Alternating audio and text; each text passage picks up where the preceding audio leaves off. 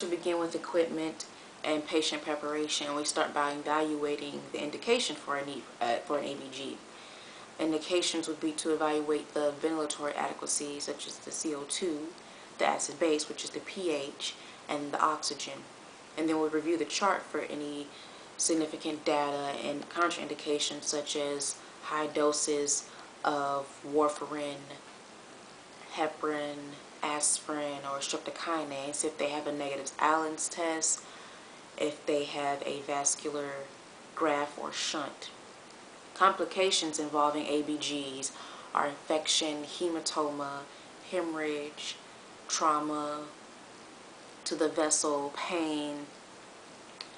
When we also check the patient's chart, we want to see if they are allergic to shellfish because of the iodine that we may have to use. We would also want to check their PT time, which should be between 11 and 13 seconds. If it's less than 11, then it's okay. It doesn't take them that long to clot. If it's over 13, like 26, that means it takes them longer to clot, and you would have to hold pressure there on the artery longer. I gather my ABG kit and necessary equipment such as gloves, a heparinized syringe, 20 to 20 gauge needle. Should also have the cap loosened.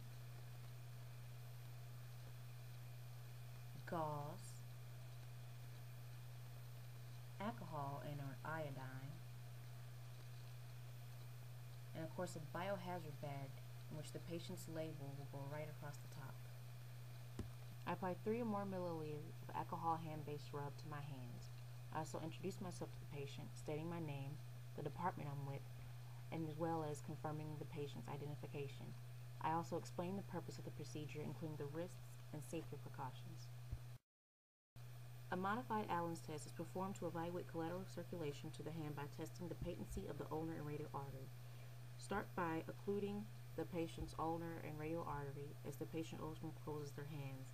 As it blanches, release the ulnar artery, and the hand should return pink within 5 to 10 seconds. This is a positive Allen's test. Make sure the patient's hand is nice and stabilized, slightly hyperflexed and comfy. Take my alcohol pad and I clean from the center outward. Outward.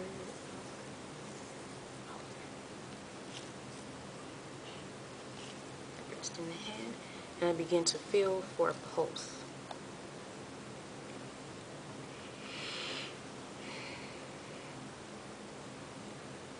Focusing, trying to find the radial pulse.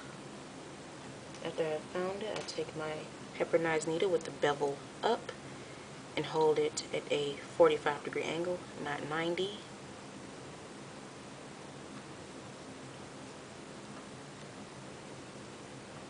Holding it like a pencil, and I begin to stick.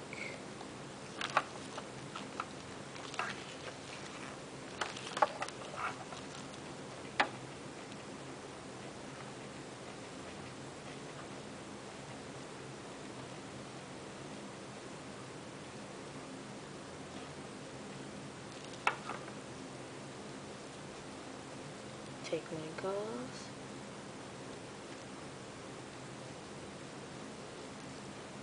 My needle.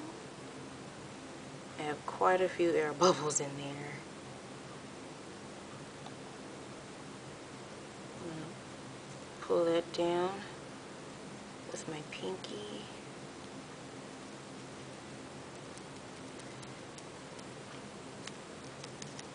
Okay, yeah, there's no way I can get it out.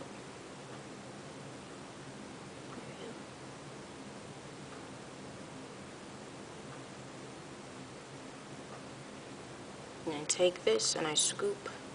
If I was in the real hospital, I would stick the needle in there and it comes off, and I would place it with the heparinized top to seal it. In this case, we're scooping the needle back in the cap. Give it a little shake, shimmy to make sure it's nice and mixed. Place it down. Make tape.